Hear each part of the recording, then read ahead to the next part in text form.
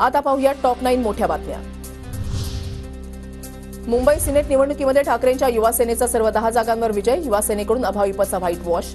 आज सर्व विजयी उमेदवार मातोश्रीवर जाऊन जल्लोष करणार।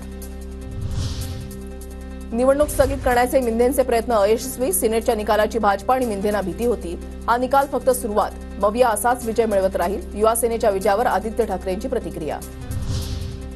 भाजपने गेली 2 वर्ष निवडणुका टाळण्याचा प्रयत्न केला। सर्व प्रयत्न करूनही भाजप मिंधे गटाला निवडणूक टाळता आली नाही।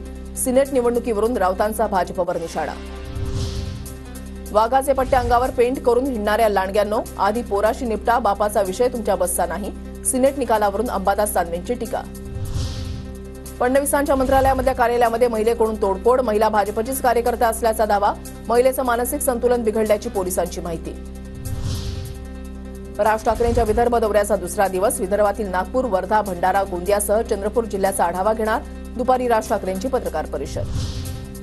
भंडारामधल्या तुमसर इथे आज अजित पवारांची जनसन्मान यात्रा। आमदार राजू कारेमोरे यांच्या मतदारसंघात अजित पवारांची यात्रा। यंदा भाजपच्या अनेक विद्यमान आमदारांचं तिकीट कापलं जाण्याची शक्यता। अमित शहांचे नागपूर बैठकीमध्ये सूचक संकेत। शहांकडून विदर्भाचा आढावा। नाशकात महायुतीच्या नेत्यांच्या स्वागतासाठी लावलेले बॅनर चर्चेत। शरद पवार गटाचे जिल्हाध्यक्ष गजानन शेलार यांच्याकडून स्वागतासाठी बॅनर। राजकीय वर्तुळात चर्चा।